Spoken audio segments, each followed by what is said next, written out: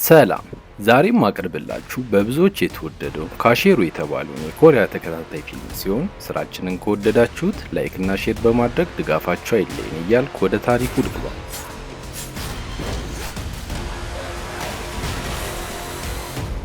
ይህ ጁኖ ይባላል። ዛሬ ከፍቅረኛው ጋር የሚኖርበትን አዲስ ቤት እየፈለጉ ነው። ፍቅረኛው ሚንሱክ ስትባል ሙሉ ቀን ሲንከራተቱ ውለው አሁን ወደዚህ የቤት ሽያጭ ኩባንያ ደርሰዋል። ጁን ከራሱ ጋር እያወራ ነበር። በውስጡ ያለው ልዩ ኃይል ሳይኖረው በፊት ህይወቱ ምን ያህል ሰላማዊ እንደነበር ያስታውሳል። ያኔ ስራውን በሰላም ሰርቶ ማታ ደግሞ ወደ ቤቱ ተመልሶ መጠጡን ጠጥቶ በሰላም ይተኛ ነበር። ህይወት ቀላል ነበረች። አሁን ግን ነገሮች ተቀያይረዋል። ከቤተሰቡ የወረሰው ልዩ ኃይል የራሱን ጣጣ ይዞበት መጥቷል። በዚህ ቀን ሚንሱክ ያዩትን ቤት በጣም ወደዋለች። ነገር ግን ዋጋው ካቅማቸው በላይ ነበር። ቤቱን የምታስጎበኛቸው ሴት ቤት ካጡ ምን ያህል ጊዜ እንደሆናቸው ስትጠይቃቸው ጁን ፈጠን ብሎ ከተወለድኩ ጀምሮ ብሎ መለሰላት። መሮታል። ሚንሱክ በመገረም ካየችው በኋላ ገና 5 ዓመት እንደሆነ ገለጸችላት። የዛን ቀን በተስፋ መቁረጥ ወደ ተከራዩበት አፓርታማ ተመለሱ። የራሳቸው ቤት እንዲኖራቸው ከመጓጓታቸው የተነሳ ሎተሪ መፋቅ ጀምረዋል። ነገር ግን ምንም ያህል ቢፍቅ አንድም ዕጣ ሊወጣለት አልቻለም። በጊዜው ሚንሱክ ወጪና ገቢያቸውን እያሰላች ነበር። እሷ 40 ሚሊዮን ዋን አስቀምጣለች፣ እሱ ደግሞ 20 ሚሊዮን አስቀምጧል። ነገር ግን አሁን ለቤቱ 30 ሚሊዮን ይጎድላቸዋል። ይሄ እንዴት ሊሆን ቻለ? የታለ የቀረው ገንዘብ ብላ አፋጠጠችው። የዚህን ጊዜ ከራሱ ጋር ማውራቱን ቀጠለ። እቺማ ገቢዎችም አይችሏትም፣ መቼም አልሸውዳትም ብሎ ካሰበ በኋላ ገንዘቡን ሞተር ሳይክል እንደገዛበት ነገራት። ሚንሱክ አልደበራትም። ከመግዛቱ በፊት ቢያማከራት ይሻል እንደነበረ ነግራው ወደሚቀጥለው አጀንዳዋ ገባች። ድንገት እንጋባ አለችው።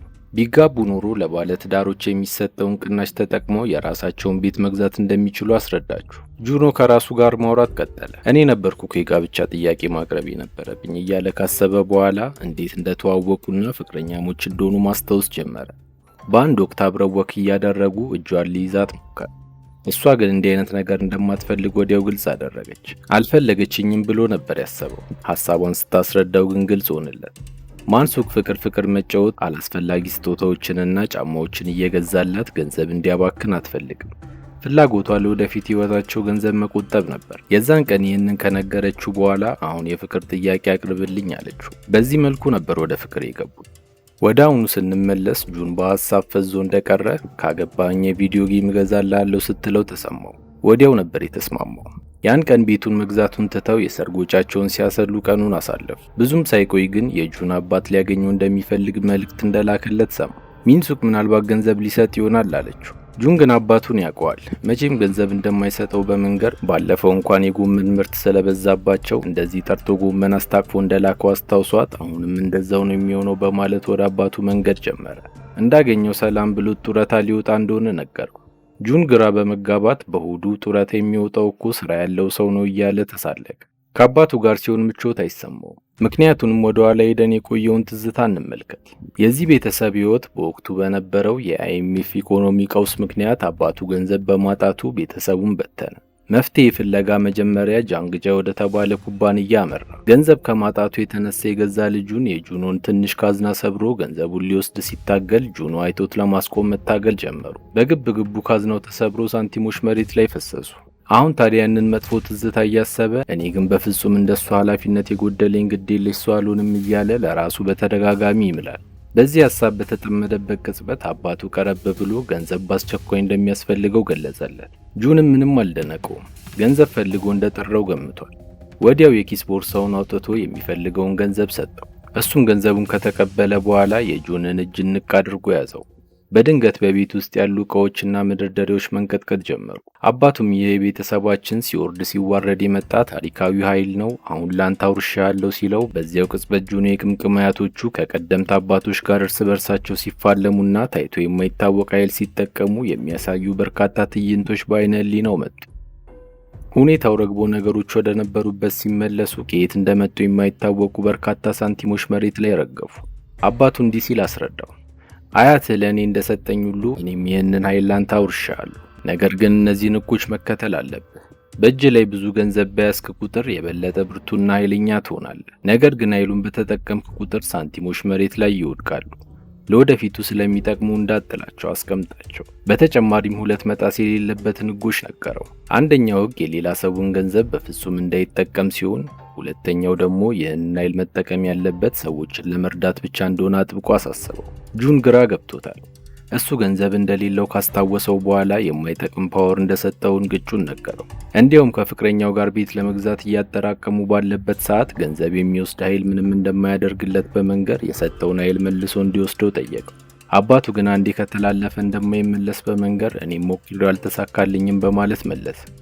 የሚተላለፈው በደም ለሚዛመድ የቤተሰብ አባል ብቻ ነው። ጁኖ በብስጭት ወደ በሩ ሲያመራ እንደፈራው ያዘጋጀለትን ነጭ ሽንኩርት ይዞ እንዲሄድ በመንገር አሰናበተ። የዛ ቀን ሚንን እንዳገኛት የተፈጠረውን ሁሉ ነገራት። መጀመሪያ ላይ እንደ ቀልድ ቆጥራ ስቃበት ነበር። እሱም እንዳላመነችው ሲገባው 10 ሺዋን ወደ ኪሱ ከከተተ በኋላ በአቅራቢያው የነበረውን ጠንካራ የብረት ዘንግ በእጁ እንደ ቀልድ ጠመዘዘ። ሚንሱክ ደነገጠች።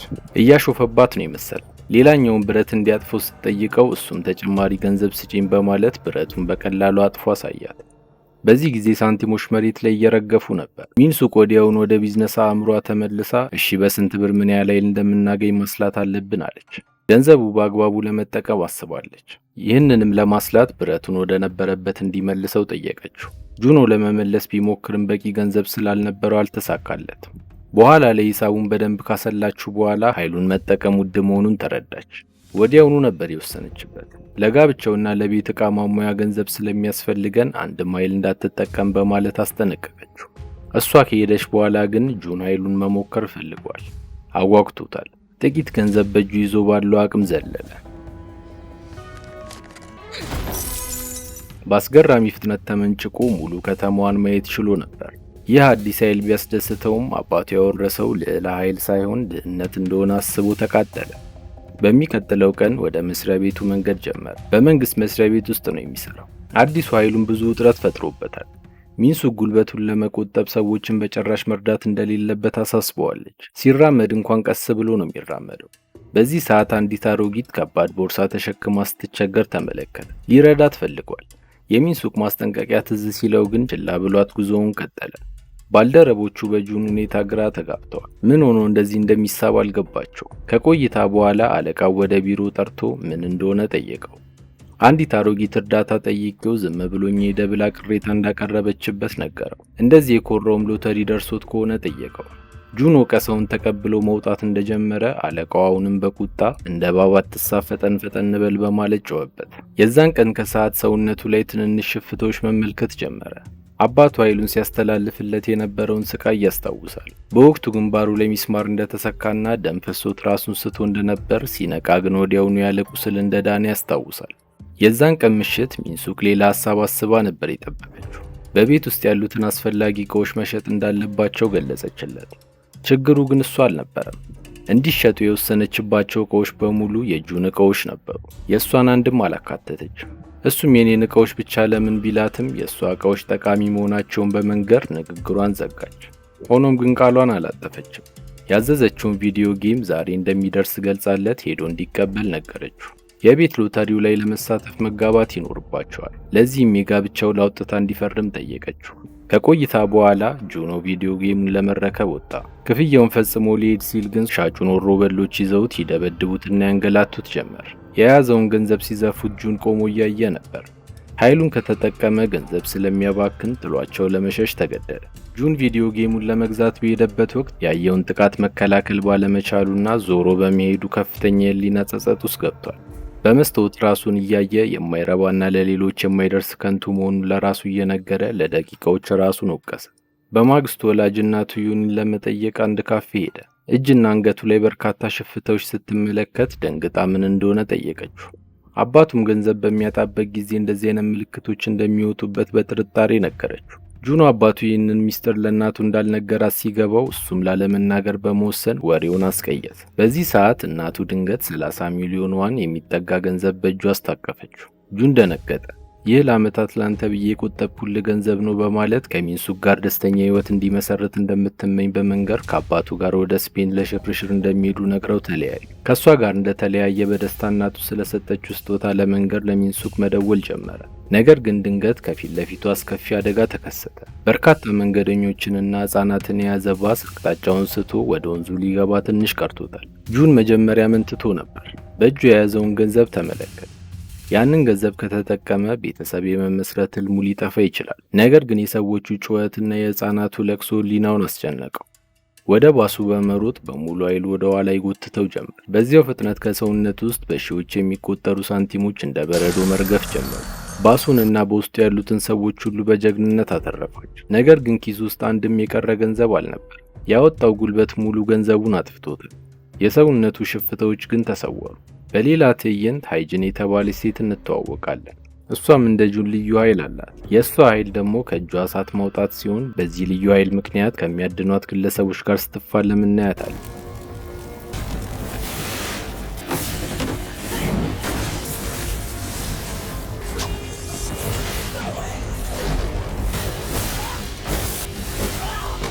መሪያቸው ጆዋና ትባላለች። ኃይሏንና ድክመቷን ቀድማ ስለምታውቅ በአደገኛ ኬሚካል አዳክማ በቁጥጥሯ ስር አዋለቻት። በተመሳሳይ ሰዓት ሁለት ሰዎች ጁን የሰራውን ገድል በዜናው ላይ እየተመለከቱ እናያለን። ሁለቱም የራሳቸው የሆነ ፓወር አላቸው። ሆይን አልኮል በጠጣ ቁጥር ኃይሉ የሚጨምርና በግድግዳዎች ውስጥ ማለፍ የሚችል ሲሆን ዩሚን ደግሞ ዳቦ ስትበላ ነው ኃይሏን የምታገኘው። ተሰጥኦአማ አእምሯን በመጠቀም ነገሮችን ማንቀሳቀስ ነበር። ቪዲዮውን ካዩት በኋላ በጉልበቱ ተደንቀው ሌሎች መጥፎ ሰዎች ሳይደርሱበት ቀድሞ ፈልገው የቡድናቸው አባል ሊያደርጉት ወሰኑ። በሌላ በኩል ጁን ለሰራው ስራ አድናቆትና ምስጋና አልነበርም የተመለሰለት። ተይዞ እስር ቤት ነው የተወረወረው። እስር ቤት ውስጥ ያሉትም ወንበዴዎች ቪዲዮውን አይተውት ስለነበር እንዳዩት መተነኳኩስ ጀመሩ። በዚህ ጊዜ አባቱ የሰጠው ካርድ ትዝ ይለውና ጂንግ ወደ ተባለች ሴት ይደውላል። በ2 ሰዓት ውስጥ ነበር ያስፈታችሁ። ጁን ግራ በመጋባት ፖሊስ ጣቢያውን ለቆ እንደወጣ ግን ሱፍ የለበሱ ግለሰቦች ጠብቀው መኪና ውስጥ አስገቡት። ጂንግ ውስጥ ተቀምጣ ነበር። ከእስር ቤት ያስለቀቀችው አስባለት ሳይሆን የአባቱን ዕዳ መክፈል ስላለበት እንደሆነ ግልጹን ነገረችው። አባቱ እሷ ጋር በርካታ ገንዘብ አለበት። ይህንን ሲሰማ ለማምለጥ ቢሞክርም ራሱን አስተውት አንድ ትልቅ ህንፃ ውስጥ አስገቡት። የጁንን ኃይል ለመፈተሽ ትፈልጋለች። ለዚህም ፊት ለፊቱ ገንዘብ ወርውራለት ቅጥረኞቿን ላከችበት። እነሱም በተለያዩ መሳሪያዎች እየተፈራረቁ ከፍተኛ ድብደባ ደረሱበት። ጁን ድብደባው ከአቅሙ በላይ እየሆነ ቢመጣም የሰው ገንዘብ እንዳትጠቀም የሚለውን የአባቱን ሕግ አስታውሶ ዝም ብሎ ምቶቹን ተቀበለ። እነሱ ግን አላቆሙም። እጅና እግሩን ሰባበሩት። ህመሙ ከአቅሙ በላይ ሲሆን እንደምንም ተንጠራርቶ ገንዘቡን ነካው። ሰውነቱ በቅጽበት ሙሉ ለሙሉ ዳነ። ተሰምቶት የማያውቀው አይነት ጉልበት ተሰማው። ምቶቹን እየመከተ ለማጥቃት ሞከረ። ምንም አይነት የጸብ ልምድ ስላልነበረው ግን ዝም ብሎ እየሳታቸው ነበር። እንደምንም በመጨረሻ የሰነዘረው ቡጢ ግን አስፈሪ ነበር። ጂንግ የምትፈልገውን ስታይ ወዲያውኑ አስቆመቻቸው። ከዚያም እስካሁን ያጠፋውን ገንዘብና የአባትን ዕዳ ተደምሮ ብዙ ገንዘብ እንዳለበት ብታስታውሰውም እሱ ግን የእሷ ባለ ዕዳ ሆኖ መኖር አልፈለገም። ወዲያውኑ ከ3ኛ ፎቅ ላይ ዘሎ በአንድ መኪና ጣሪያ ላይ አረፈ። እሷ ግን ሊከተሉት የነበሩትን ቅጥረኞቿን አስቆመቻቸው። ገንዘቡ ሲያልቅበት ተመልሶ እንደሚመጣ እርግጠኛ ነበረች። የዛን ቀን ምሽት ወደ ቤቱ ሲመለስ ሚንሱክ በሽቃ ነበር የጠበቀችው። በተደጋጋሚ ስትደውልለት እንደነበርና እንዳሳሰባት ነግረው በተጨማሪም በድልድይ ላይ ያደረገውን ዜና ላይ እንደተመለከተች ነገረችው። ያን ሁሉ ገንዘብ ከየት አገኘው ብላ አፋጠጠችው። እሱም ሳይደብቅ እናቱ የሰጠችውን ገንዘብ ተጠቅሞ ሰዎቹን እንዳዳናቸው አስረዳት። ሚን ለመጀመሪያ ጊዜ ተስፋ ቆረጠች። ከዚህ በኋላ ሊቀጥሉ እንደማይችሉ ገልጻለት ጥላው ሄደች። እሱም ነገሩን ሊያስረዳት ተከትሏት ወደ ውጭ ሲወጣ ባልተጠበቀ ሁኔታ ቤታቸው በቦምብ ጋይቶ ሙሉ ለሙሉ ወደመ። ጁን አሁን ምንም አልቀረውም፣ ሁሉንም ነገር አጥቷል። ምሽቱን አባቱ ጋር አድሮ የሚቀጥለውን እርምጃውን በማሰላሰል ባንክ ውስጥ ያስቀመጠውን ገንዘብ ሙሉ ለሙሉ ለማውጣት ወሰነ። በነጋታው ሚንሱክ ደግሞ የጓደኛው የሰርግ ዝግጅት ላይ ተገኝታለች። ከቆይታ በኋላ ግን አዳራሽ ውስጥ የተጠመዱት ቦምቦች ፈንድተው ታዳሚው ላይ ፈረሰ። በአጋጣሚ ጁን ደግሞ ገንዘቡን አውጥቶ ቦታው ላይ ተገኘ። በፍጥነት ላዩ ላይ ሊደረመስ የነበረውን ኮንክሪት ተሸከሙ። በዙሪያው የሳንቲም ክምር ይታያል። ሚን ሳንቲሞቹን ስታይ ይህን ሁሉ ገንዘብ ከየት እንዳመጣ ጠየቀችው። እሱም የቆጠቡትን ገንዘብ ሁሉ እንዳወጣው ሲነግራት በጣም አዘነች። ጁን ግን የጋብቻውን ፊርማ እንደፈረመው ነግሯት አሁን ሎተሪውን መሳተፍ እንደሚችሉ አበሰረ። በዚህ መሃል አንድ ሰው ብቅ ይላል። አውቶቡሱን ከመፈትፈት ካዳነው ሰዓት ጀምሮ ብዙ ኃይሎች ጁን ላይ ተነስተውበታል። ይሄኛው ኪ ይባላል። ዓላማው የጂንን ኃይል መንጠቅ ሲሆን በቻለው አቅም ሊገለው እየሞከረ ይገኛል።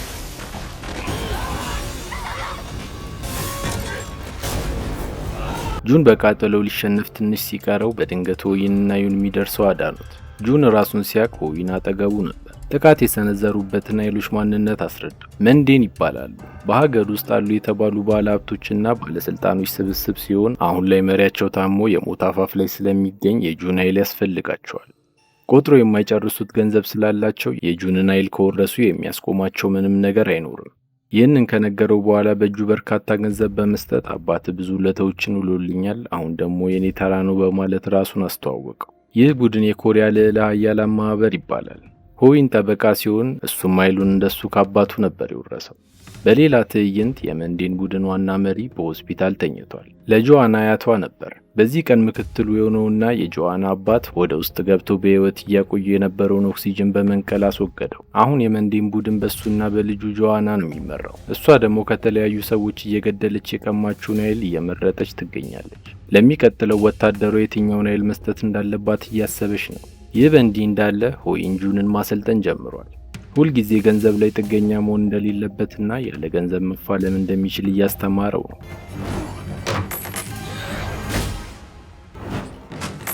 ማንነቱ እንዳይታወቅ በጭንብል ተሸፍኖ በዘራፊዎች የተያዘች አንድ ሴት አጠገብ ደረሰ።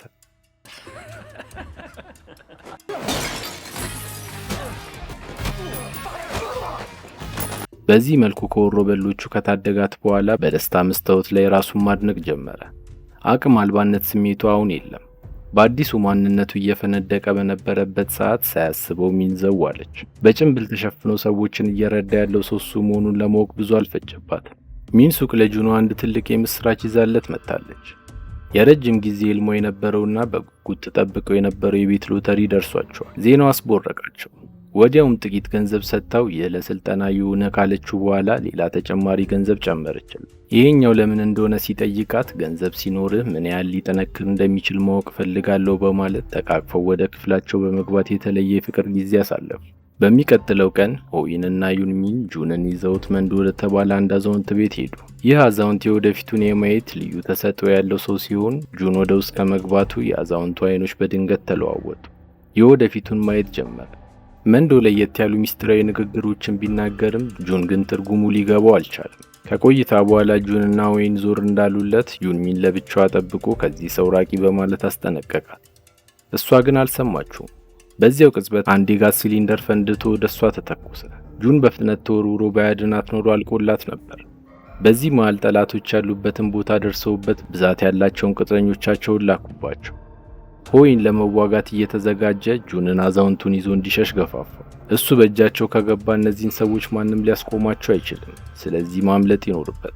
ወዲያውኑ አልኮሉን ጠጥቶ ከጠላቶቹ ጋር ግብግብ ሲጀምር ጁን ጓደኛው ብቻውን ሊያሸንፍ እንደማይችል ግልጽ ሆነለት። ለዚህም በድጋሚ ወደ ጂንግ መደወልን መረጠ። ከዚህ ችግር ውስጥ ካወጣችሁ የፈለገችውን ለማድረግ ዝግጁ እንደሆነ እያስረዳ ተለማመጠ።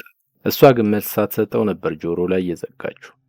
ፊት ለፊቷ ሚን ተቀምጣለች። ክፍት የሥራ ቦታ እንዳለ ተነግሯት ነበር ወደዚህ የመጣችው። እንደሚጠበቀውም ተቀጥራለች። ምን አይነት ግንኙነት እንዳላቸው በሚገባ ስለምታውቅ ጁንን ለመጀመሪያ ጊዜ ባገኘችበት ወቅት ልጄን ካገባ ገንዘብ አታጣም ብለው ነበር። ነገር ግን ጁን ሚንን እንደሚወዳት ስለተረዳች ይህንን አጋጣሚ ለሴራዋ ልትጠቀምበት ወስናለች። በሌላ በኩል ፍልሚያው ቀጥሏል። አለቃቸው ጆዋና ከነሰራዊቷ ተገኝታ ማስፈራራቷን ጀመረች። ምንም እንደማያመጡና በህይወት እንኳን ቢተርፉ እስር ቤቷ ውስጥ እንደሚበሰብሱ አስረግጣ ግልጽ አደረገች። በዚህ ጊዜ ባለራዩ ሽማግሌ የጆዋናን አይኖች እያየ ምንም አታገኝም፣ ከቤተሰብሽ ትባረሪያለሽ በማለት መራገም ጀመረ። ጆዋና በንዴት ሽጉጧን ስባ ተኮሰች። ጁን ግን ፈጠነባት። ፍልሚያው በረታ።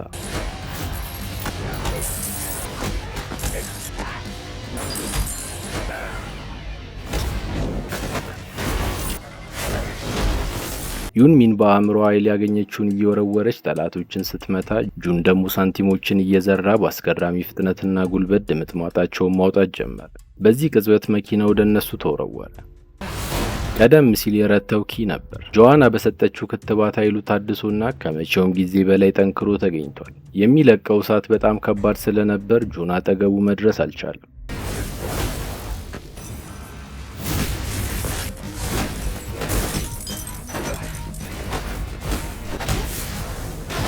ኪስ ውስጥ ያለውም ገንዘብ እያለቀ ነበር። ለዚህም አንድ ዘዴ ዘየደ። ኪንን እንደምንም አፍኖ ወደ ውሃ ውስጥ ይዞት ገባ። ውሃው የኪን ፍም እሳት በማጥፋት ኃይሉን ስላዳከመው ጁን በውሃ ውስጥ ደጋግሞ መታው። ነገር ግን በድንገት በእጁ ያለው ገንዘብ በማለቁ ኃይሉ ተሟጠጠ። አጋጣሚውን ተጠቅሞ ጁን ሊደፍቀው ሞክሯል። በዚህ ሰዓት መሬት ላይ የወደቁት ሳንቲሞች በፍጥነት ሰብስቦ በመያዝ የመጨረሻውን ኃይለኛ ቡጢ ሲዘነዝርበት ወዲያውኑ ራሱን ስቶ ወደቀ። ጆዋን አሁን መሸነፏን አምናለች። ወደ ኋላ ማፈግፈግ እንደጀመረች አባቷን ለጁን በመደወል ኃይልህን በፍላጎትህ ከሰጠኸኝ የፈለግከውን ያህል ገንዘብ እሰጥሃለሁ አስብበት ብሎ ስልኩን ዘጋው። ጁን ምንም ያህል የወረሰውን ኃይል ቢጠለውም በክፉዎች እጅ ውስጥ ምን ያህል ውድመት እንደሚፈጥር ስለገባው እስከ መጨረሻው ሊፋለም ተዘጋጅቷል። ነገሩ ሁሉ ካለቀ በኋላ ፖሊሶች አደጋው ቦታ ላይ ተገኝተው ምርመራቸውን ጀመሩ። የጁንን ሳንቲሞችና የብድር ስምምነት ሰነድ ሲያገኙ ተጠያቂው እሱ መሆኑን ወዲያው ነበር የደመደሙት። በተመሳሳይ ሰዓት ጁን ደግሞ ወደ ወላጆቹ ቤት በመሄድ አባቱን አገኘ። የመንዴን ካምፓኒ ባለቤት ኃይሌን ሊገዛኝ ይፈልጋል፣ ይህ እንዴት ሊሆን ይችላል ብሎ ጠየቀው። ኃይሉ መተላለፍ የሚችለው ለዘመድ ብቻ መሆኑን ነግሮት ነበር። እሱም እውነቱን ለመናገር ወሰነ። ኃይሉን ለዘመድ ብቻ ነው መስጠት የምትችለው ያለው ውሸት ነበር። ጁን ግራ ተጋብቷል። አባቱ ግን በቁጣ የፈለግከውን ያህል ገንዘብ እንስጥ ቢሉ በፍጹም እንዳታምናቸው ብሎ አስጠነቀቀው። ጁን የዛ ቀን ወደ ቢሮ ቢመለስም አእምሮ ግን እረፍት አላገኘም። ግማሽ ልቡ ከዚያ አሰልቺ ድህነት ኑሮ መገላገል ፈልጓል። ጓደኛው ሆይን ይህንን ሲሰማ እንደሚቆጣ ስለሚያውቅ እሱን ለመጠየቅ አልደፈረም። ስለዚህም ዩንሚንን ለማማከር ወሰነ። ተገናኝተው ጥቂት ከተጫወቱ በኋላ ድንገት ይህንን ኃይል መሸጥ እንችላለን እንዴ ሲል ጠየቃት። ዩንሚ በጥያቄው ደንግጣ እንዲህ አይነት ሀሳብ ከየት እንደመጣለት ጠየቀችው። ከዚህ ቀደም ከሁጂን ከተባለች የቡድናቸው አባል ጋር ያደረጉት ንግግር ትዝ አላት። እሷም አንድ አይነት ጥያቄ ጠይቃት ነበር። ወዲያውኑ ወደ አንድ ሚስጥራዊ ቦታ ይዘው በመሄድ ፊት ለፊት የሚታየውን ሳጥን እንዲሰብረው ጠየቀችው። ጁን በኃይሉ ቁም ሳጥኑን ሲከፍተው ውስጡ በበርካታ ፋይሎች መሞላቱን ተመለከተ። ፋይሎቹ እንደነሱ ተሰጥኦ ያላቸው በርካታ ሰዎች ኃይላቸውን ለኩባንያ መሸጣቸውን ያሳያል። ከነዚህም ውስጥ ሃጂን አንዷ እንደነበረች ተረዳ። በሌላ በኩል ሆይን ብቻውን አልኮል እየጠጣ ባለፈው ዶክተሩ የነገረውን አስታወሰ። ዶክተሩ አልኮል መጠጣቱን ካላቆመ በጥቂት ቀናት ውስጥ እንደሚሞት አስጠንቅቆታል። ሆኖም እሱ ግን ለጓደኞቹ ሲል ይህንን ሚስጥር አድርጎ እስካሁን ቆይቷል። በተመሳሳይ ሰዓት ጆአና ከአባቷ ጋር ስለሚቀጥለው እርምጃቸው እየተወያዩ ይታያል። ወንድሟ ዮናታን ወደ ከተማው እየመጣ መሆኑን አሳወቃት። ጁንንም ኃይሉ እንዲሸጥለት እያግባባው እንደሆነ ገለጸላት። በዚህ ምሽት ጁን ብዙ ካሰበ በኋላ ለአባቷ ዋን በመደወል ኃይሉን ለመሸጥ ዝግጁ መሆኑን አሳወቀ። ሰውየው ወዲያው ነበር ስንት ብር እንደሚፈልግ የጠየቀው። እሱ ምንም ሳያመነታ 2 ትሪሊዮን ዋን ብሎ መለሰ። ዋንዶም ገንዘቡ ይደርሳል ብሎ ስልኩን ዘጋ። የዛን ቀን ጁን በደስታ ተሞልቶ መጀመሪያ ወደ ሚን ነበር ሄደው። ውድ የሆነ መጠጥ እንደያዘ ስትመለከት ተበሳጨች። ለወደፊት ህይወታቸው መቆጠብ እንዳለባቸው ሁሌ እየነገረችው ለምን እንደማይሰማ በንዴት ጠየቀችው። እሱ ግን ዛሬ ደስተኛ መሆኑን ነግሯት ሌላ ቃል ሳትተነፍስ ወደ ሰማይ ይዟት በረረ። በአንድ ረጅም ሰማይ ጠቀስ ህንጻ ጣሪያ ላይ አርፈው ከዋክብትን እያዩ ያኔ ልሰጥሽ ያልቻልኩትን አሁን ሰጥሻለሁ በማለት ውድ የሆነ የጋብቻ ቀለበት አደረገላት። ሚንሱቅ ሚስጥሩ ባይገባትም በደስታ ፈነጠዘች። በማግስቱ ጁን በፈገግታ ተሞልቶ ነበር ወደ መስሪያ ቤቱ ሄደው። ባልደረቦቹ ሁሉ በሁኔታው ግራ ተጋብተዋል። ስራውን ከጀመረ ብዙም ሳይቆይ ግን የጆአና ወንድም ዮናታን ተራ ደንበኛ መስሎ ወደ ቢሮ መጣ። ስለ ስራ እያወሩ ትንሽ ከቆዩ በኋላ ዮናታን ድንገት አንተ ዓለምን እንደምታድን ሁሉን የማድናለሁ ሲለው ጁን ደነገጠ። ማንነቱ እንዴት እንዳወቀ ግራ ገብቶት ሲወጠር ዮናታን እኔም እኮ እንዳንተ የመንግስት ሰራተኛ ነኝ በማለት አስቀየሰ። በዚህ መሃል ቀደም ሲል በተፈጠረው ክስተት ምክንያት ፖሊሶች ጁንን ለመጠየቅ ወደ ቢሮ መጡ። ጁንን ያስፈራው በፖሊስ ከተያዘ በኋላ መሸጥ አለመቻሉ ነበር። ስለዚህም ማምለጥን መረጠ። ከፖሊሶቹ መራቁን እርግጠኛ ሲሆን ለዋንዶ ደውሎ ኃይሉን ዛሬ መሸጥ እንደሚፈልግ አሳወቀ። ተስማምቶ ኩባንያው በር ላይ ሲደርስ ግን ሆይን ከየት መጣ ሳይባል ደረሰበት። በጭራሽ እንዲሸጥ እንደማይፈቅድለት በግልጽ ነገረው። እሱም የራሴ ኃይል ነው የፈለግኩትን አደርጋለሁ በማለት የከረረ ጸብ ውስጥ ገቡ። ሆይን በሙሉ አቅሙ ለመፋለም አልኮል ሲጠጣ ዩሚ ደርሳ መሃላቸው ገባች። ሶስቱ እርስ በርስ ሲጋጩ የጂንግ ሰዎች እየተከታተሏቸው ነበር።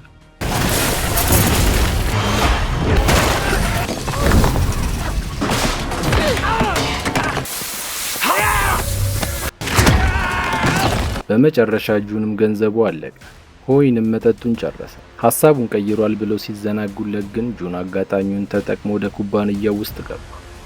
ጆአና ቅጥረኞቿ ጊዜ ሳያጠፉ ነበር ወደ አንድ አልጋ ወስደው ያሰሩት። ጁን ወዲያውኑ ኃይሉን ከመውሰዳቸው በፊት መጀመሪያ ገንዘቡን ማየት ፈልጋለሁ አለ። ሊቆጥረው ሲሞክር ግን ከለከሉ። ኃይሉ ከሰውነት ውስጥ መጥቶ የሚያወጣ ለየት ያለ መርፌና ማሽን አቅርበው ሊጀምር ትንሽ ሲቀረው ሆይን ድንገት ደርሶ ተኮሰ። ቀጥታ የገንዘብ ቦርሳውን ስለመታው ገንዘቡ ተበታትኖ ጆን እጅ ገባ። እሱም ጊዜ ሳያባክን ፍልሚያውን ተቀላቀለ።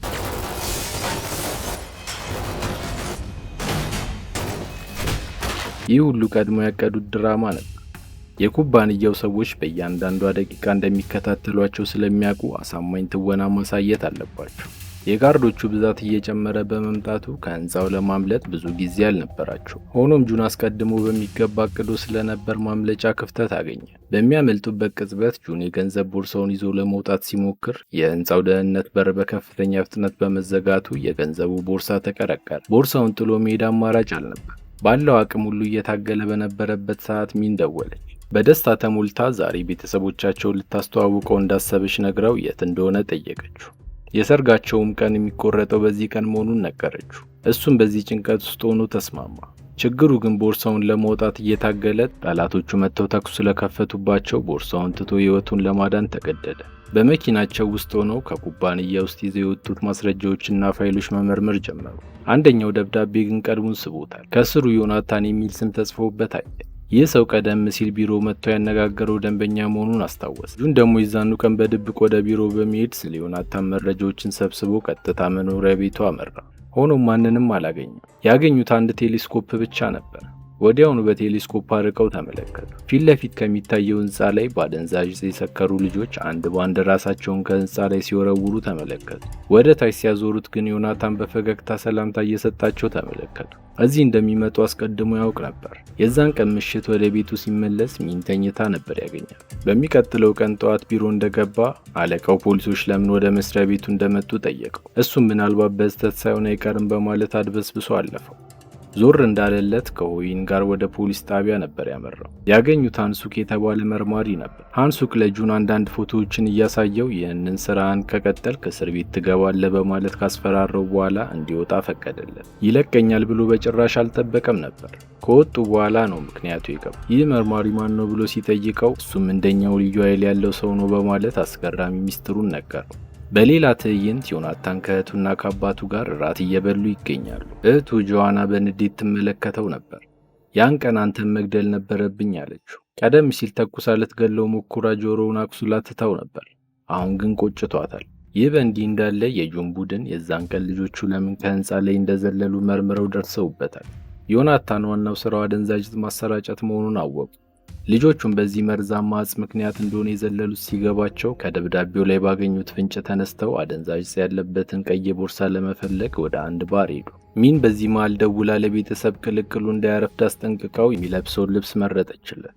በፍለጋቸው ላይ ቀይ ቦርሳ የያዘች አንዲት ሴት ሲመለከት ወዲያውኑ ተከተላት። ልጅቷ የዮናታን ቅጥረኛ ነበረች። እዚህ ክለብ ውስጥ እንደሚገኙ ቀድሞ በማወቁ እየጠበቃቸው ነበር። ልጅቷ ካይን ፈጥና የመንቀሳቀስ ክህሎት ስለነበራት ማን እንዳጠቀው ማወቅ በማይችልበት ፍጥነት በጩቤ ያገኘችው።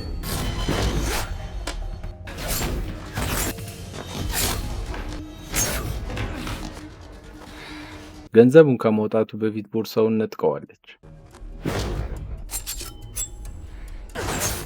በመጨረሻ ግን ጁን በልቡ ተመርቶ ያላሰበችውን መልስ ምት ተሳረፈባት። ወዲያውኑ ነበር እግሬ አውጭኝ አለችው። እሱም ቀዩን ቦርሳ አፈፍ አድርጎ መንገድ ጀመረ። በዚህ ሰዓት ግን ከላይ ሆኖ እየተከታተለው የነበረው ዮናታን ቀይ ቦርሳው ዛሬ ነፃ ነው እያለ ሳንቲሞችን መበተን ጀመረ። ህዝቡ ቦርሳውን ለመቀማት ከመቀዝበት ከበበው። ይህ ዕፅ እጃቸው ከገባ ሁሉም ሟቾች እንደሆኑ ስለሚያውቅ ጁን የሞቱን ቦርሳውን ላለመልቀቅ ታገለ። በዚህ ሰዓት ጁን ሚናይሏን ተጠቅማ ቦርሳውን ወደ አየር ላይ ከፍ አድርጋ አንሳፈፈችው። ህዝቡ ግን ጁንን መሬት ላይ ጥለው ቦርሳውን ለመውሰድ መታገላቸውን ቀጥለዋል። በግርግሩ ምክንያት ፖሊስ ቦታው ላይ ተገኝተው መርማሪ ሃንሱክ ጁንን ሊይዘው ቀረበ። በዚህ ሰዓት ጓደኛው ሆይን ኃይሉን ተጠቅሞ እንዲያመልጥ ክፍተት ሰጠው። የቤተሰብ ቅልቅሉ ላይ እንደምንም መድረስ ነበረበት። በቻለው ፍጥነት ያገኘውን አቋራጭ እየተጠቀመ ቦታው ላይ ተገኘ። ሚን በጣም አዝናለች። ይህ የህይወቷ ትልቅ ሰዓት ነበር። ሁሉም ተገኝቶ የቀረው እሱ ብቻ ስለነበር በበኋላቸው ይህን እንደ ንቀት እንደሚቆጠር ታውቃለች። ብዙም ሳይቆይ መርማሪ ሃንሱክ መጥቶ በመስቀለኛ ጥያቄዎች ያጣድፋት ጀመር። እሷም ፍቅረኛዋ አንድም ህገወጥ ስራ እንዳልሰራ ሽንጧን ገትራ እየተከራከረች ነው። ልዩ ኃይል ቢኖረውም ንጹሃንን ለመርዳት እንጂ ለክፋት እንደማይጠቀምበት በልበ ሙሉነት መሰከረች። ይህን ሁሉ ስትናገር ጁን ከውጭ ሆኖ እየሰማ ነበር። መርማሪው ሃንሱክ ጁንን በፖሊስ ጣቢያ ውስጥ ብዙ መስቀለኛ ጥያቄዎች ሲጠይቀው አመሸ። እሱም በንዴት ንጹህ መሆኑን በተደጋጋሚ ያስረዳ። በሌላ በኩል ሚን ቤቷ ሆና ጁን በፖሊስ ተይዞ ሲወሰድ ቤተሰቧ ላይ ያስተዋለችውን ስሜት እያሰበች በሐዘን ትቆዝማለች። በዚህ መሃል አንድ የብድር ውል ታገኛለች። በውሉ ላይ የጆንግ ኩባንያ ስም ተጽፏል። ሚን ደነገጠች። ካምፓኒው እሷን የቀጠራት ጁንን ለማግኘት መሆኑ ወዲያውኑ ነበር የገባት። በተመሳሳይ ሰዓት ዮናታን ጁን የታሰረበት ጣቢያ ተገኝቷል። እንዳገኘውም እየሳቀ እዚህ ቦታ ያደረስኩ እኔ ነኝ እያለ ማላገጡን ቀጠለ።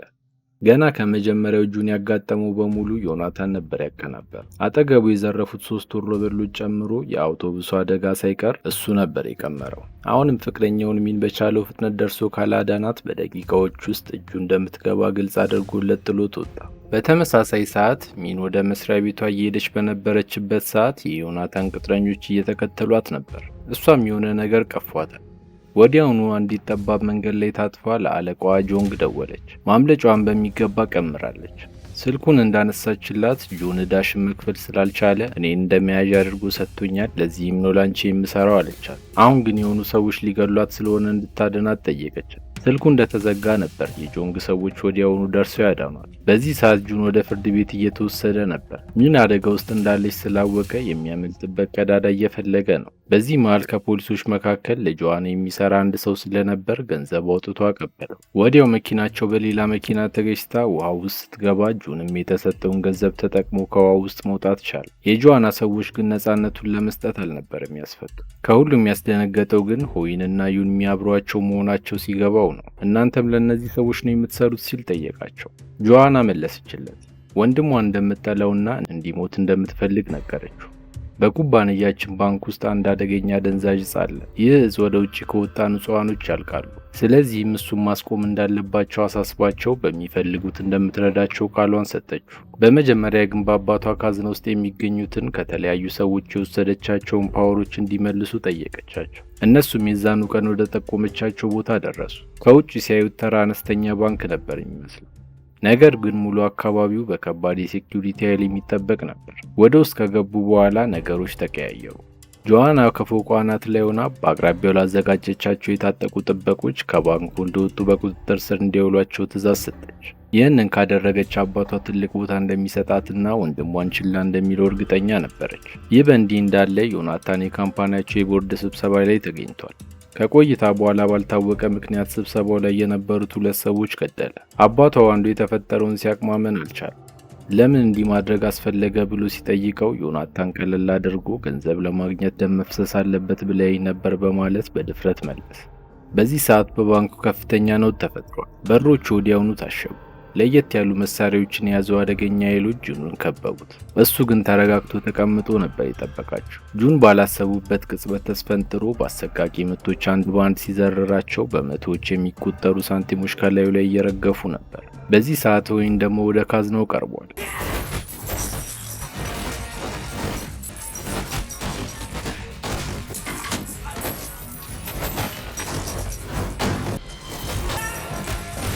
ነገር ግን ካሰልቺ ፍልሚያ በኋላ በድንገት የመገናኛ መስመሩ ተቋረጠ። ሆይን ራሱን ስቶ ነበር ያገኘው። ወዲያውኑ ዮናታን ብዙ ሰራዊትን ይዞ ቦታው ላይ ተገኘ። አሁን ገንዘቡን ስለጨረሰ ምንም እንደማያመጣ እየነገረው ሊገለው ቀረበ። ሊገለው ትንሽ ሲቀረው ግን ሆይን እንደምንም የመጨረሻ ኃይሉን ተጠቅሞ ጁንን ወደሚቀጥለው ክፍል ወረወረው። ጁን በገንዘብ የታጨቀ ክፍል ውስጥ ነበር ራሱን ያገኘው። አሁን የሚያስቆመው ሰው አይኖርም። ገንዘቡን ተጠቅሞ ግድግዳውን በትኖት ወጣ። ሁሉም በአንድ ላይ ቢተኩስበትም አንድም ጥይት ልታስቆመው አልቻለችም።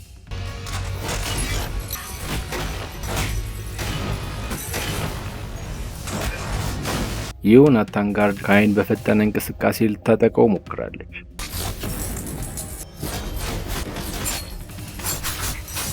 ነገር ግን እንደ ቀልድ አንቆ ከኮንክሪት ጋር አላተመው። አሁን ዮናታን ብቻውን ቀርቷል። ረጋ ብሎ ወደሱ መቅረብ እንደጀመረ ግን አቅሙ እየከዳው ሄዶ ራሱን ስቶ ወደቀ። ጁን ራሱን ከሳተበት ሲነቃ በመርማሪ ሃንሱክ መኪና ውስጥ በካቴና ታስሮ ነበር ያገኘው። ወዲያውኑ የያዘውን ሳንቲም ተጠቅሞ ካቴናውን ለመስበር ሞከረ። ሆኖም ምንም አቅም አላገኘም። በዚህ ሰዓት ነበር መርማሪው መርዶውን ያረዳው። የመጀመሪያውን ሕግ ጥሷል። የራሱ ያልሆነ ገንዘብ በመጠቀሙ ኃይሉ ሙሉ ለሙሉ ከድቶታል። ቤቱ አቅራቢያ ሲደርሱ ግን ንጹህ መሆኑን ስለሚያውቅ ካቴናውን ፈቶ ለቀቀው። በተመሳሳይ ሰዓት ጆአና በእቅዷ መሰረት ከተለያዩ ሰዎች የሰበሰበችውን ኃይል መልሳ በእጇ ማስገባት ችላለች። አሁን አባቷ ምን ያህል ቦታ እንደሚሰጣት እያሰበች ፈነጠዘች። ደስታዋ ግን ብዙ አልቆየም። ጆንግ ሙሉ ኃይሏን አሰልፋ ዘዋለች።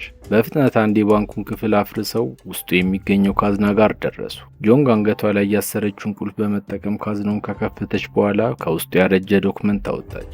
እላዩ ላይ መንዴን ካምፓኒ ተብሎ ተጽፎበታል። ወዲያውኑ የጆዋና አባት ጋር በመደወል እስካሁን የገነቡትን በሙሉ የሷ የሚያደርግ ትልቅ ማስረጃ በእጇ እንዳለና ሀብቱ በጠቅላላ ከዚህ በኋላ የሷ እንደሆነ አሳወቀችው። በተመሳሳይ ሰዓት ጁን ደግሞ አባቱ ጋር በመሄድ ስለተፈጠረው ሁሉ አስረዳው። እሱም የተፈጠረበት ምክንያት ገና ከኃይሉ ጋር ሳይግባባ በተደጋጋሚ የሰው ገንዘብ በመጠቀሙ ሰውነቱ እንደዛለ ገለጸለት። የሆነ ጊዜ ላይ እሱም ላይ ተፈጥሮበት ነበር። ሆኖም ከሳምንት በኋላ ኃይሉ ተመልሶ መጥቷል። የጁን ኃይል ግን መቼ እንደሚመለስ መገመት አይቻልም። ከአባቱ ጋር እንደተለያየ ቀጥታ ወደ ሚን ነበር ያመራው። ነገር ግን ቤት ውስጥ ሊያገኛት አልቻለም። እቃዎቹ ተመሰቃቅለዋል።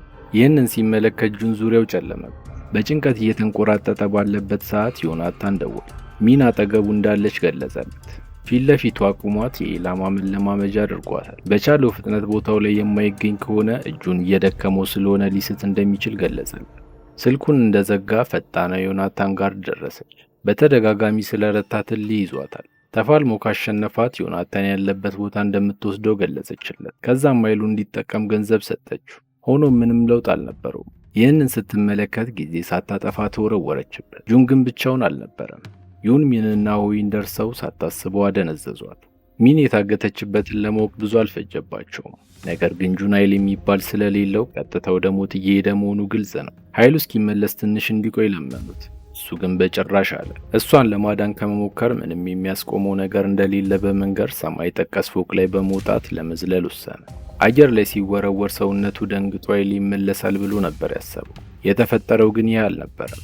ጁን ተፈጥፍቶ ተሰባብሮ ቀረ። ከደቂቃዎች በኋላ ቀስ በቀስ ሰውነት ወደ ነበረበት መመለስ ጀመረ። አሁን መፋለም ይችላል። ቀጥ ብሎ በመቶ ጠባቂዎች በሚጠበቀው የዮናታን ሕንፃ ደረሰ። ሚንን ያገቷት የመጨረሻው ፎቅ ላይ ሲሆን ከታች እስከ ላይ ከነዚህ ትጥቀኞች ጋር መዋጋቱ ግድ ነበር። ሳንቲሞቹ ከሚወድቁት ወታደሮች በላይ እየፈሰሰ ብዙ ደረጃዎችን አለፈ።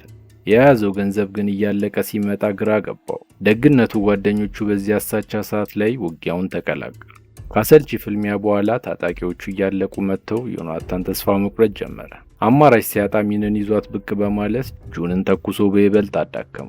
አንድ አማራጭ ሰጠው። በፈቃደኝነት ኃይሉን ካላስረከበው ሚንን በቦምብ የተጠመደ ሊፍት ውስጥ ከቷት የመጨረሻ ፎቅ ላይ ስትደርስ ሊያፈነዳው። በዛው ቅጽበት ሆይን ድንገት ከኮርኒሱ ሾልኮ ዮናታን ላይ ሰፈረበት። በትግሉ ውስጥ ግን ባሳዛኝ ሁኔታ በጥይት ተመቶ ወደቀ። ጁን ይህንን ሲያይ ደሙ ፈላ። ባለው አቅም ዮናታንን ገፍትሮ ተያይዘው ሊፍት ውስጥ ገቡ። ወደ ሚን ዞሮ ይቅርታ አድርጊልኝ ካላት በኋላ ወደ መጨረሻው ፎቅ ይዞት ወጣ። ወዲያውኑ ከባድ ፍንዳታ ተሰማ። ከዚህ ክስተት በኋላ ቀናቶች አለፉ። አሁን ከተማው በዮናታን እጾች ተበክሏል። ሰዎች በየመንገዱ ሲያብዱና ራሳቸውን ሲያስወግዱ ይታያል። ሁሉም ነገር ተተረማምሷል። ዩንሚና ሆይን በሆስፒታል ውስጥ እየታከሙ ዜናው ላይ የሚወራውን ጉድ በብሽቀት እየተከታተሉ ይገኛሉ። ጁን በህይወት ይኑር ይሙት የሚያውቁት ነገር አልነበረም። ፎቁ ግማሽ በግማሽ ፈርሶ ስለነበር አስክሬኖቹን እንኳን መለየት አልተቻለም። በሌላ ትዕይንት ጆአና በጣም ደስተኛ ሰው ሆናለች። ወንድሟ ከዚህ በኋላ ችግር አይሆንባት። የካምፓኒውም ወራሽ እሷ መሆኗን አረጋግጣለች። በዚህ ደስታ ላይ እያለች አዲስ ፓወር ያለው ሰው እንዳገኙ አሳውቀዋት ፋይሉን ሰጥቷል። ፋይሉን ስታይ ሰፍ ነው ያለችው። ይህ ሰው ስሙም ሆነ ፎቶ ባይኖርም በጊዜ እንደፈለገ ወደፊትም ወደ ኋላ መሄድ ይችል ነበር። በአስቸኳይ የዚህን ሰው ማንነትና መገኛ እንዲደርሱበት አዘዘች። ይህ በእንዲህ እንዳለ ሚን ደግሞ ክፍሏ ውስጥ ኩርምት ብላ በሐዘንና በጥፋተኝነት ስሜት መሰቃየት ከጀመረች ቆይታለች። በጊዜ ወደ ኋላ ተመልሳ ጥፋቷን ሁሉ ብታስተካክል እንደምትመኝ ለሆኢን ስትነግረው በሰዓት መመላለስ የሚችል ሰው እንደሚያውቅ ነገራት። መርማሪው ሃንሱክ ነበር። ይህንን አስደሳች ዜና ስትሰማ ሚን ፊቷ አበራ። ምንም ጊዜ ሳታጠፋ ወደ ቦታው አመራች። ነገር ግን ጆዋና ቀድማት ነበር። ቅጥረኞቹ አንድ ጥግ ላይ ወስዷት ሊቋጯት ሰከንዶች ሲቀራቸው የጆናታን ረዳት የነበረችው ሱየን ደረሰችላት። ብዙ አረመኔዎች መርማሪውን ለማግኘት እየተሯሯጡ እንደሆነ ገልጻላት መፍጠን እንዳለባት አሳሰበቻት። እሷም ከብዙ ፍለጋ በኋላ አገኘችው።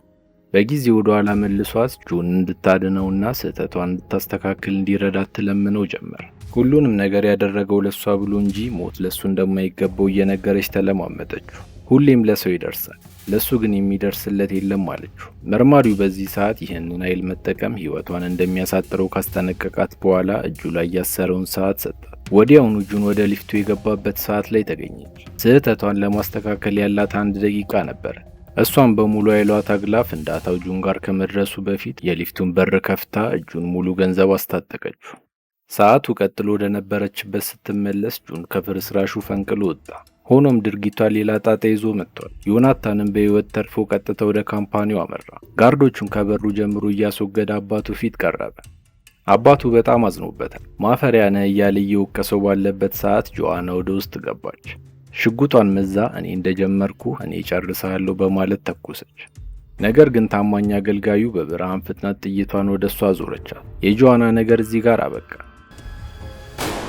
አሁን ቀጣዩ አባቱ ነበር። ወደ ቢሮ በእርጋታ እየቀረበ ሲመጣ ጋርዶቹ ራሱን አስተውት ይዘውት በመጥፋታቸው ሊያገኙ አልቻለም። ለዚህም ወደሚቀጥለው እቅዱ ገባ። እስካሁን የሰበሰቡትን ልዩ ኃይሎች በጠቅላላ ራሱን ለመውጋት ወስኖ ማሽን ውስጥ ገባ። ኃይሎቹን ከወሰደ በኋላ በጣም አደገኛና አስፈሪ ፍጡር ሆነ። ጭካኔው ገደብ አልነበሩ። ለታማኝ አገልጋዩ እንኳን አልተመለሰም። ቀጥሎም በከተማው ውስጥ እየዞረ ቤቶችን እያፈረሰና የብዙሃንን ሕይወት እየቀጠፈ ትልቅ ውድመት ማድረስ ጀመረ። በመጨረሻ አንዲት ሕፃን ልጅ ሊገል ሲሞክር ግን ጁን ደረሰ። ፍልሚያው የተለየ ነበር።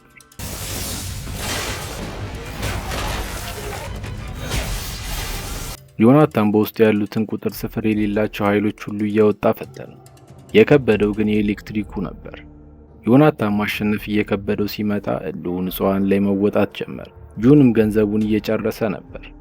በዚህ ሰዓት የከተማው ሰው ድምፁን ማሰማት ጀመረ። ጁንን እያበረታቱ ገንዘባቸውን ሁሉ ይበትኑለት ጀመር። ቦታው ገንዘብ በገንዘብ ሆነ። ኃይሉም ከመቼውም በላይ ተባስቶ ተመለሰ። ፍልሚያው ቀጥሎ አሳቻ ሰዓት ላይ በዩንሚና በኦዌን እርዳታ ጁን የመጨረሻውን ጠንካራ ቡጢ ሰነዘረ።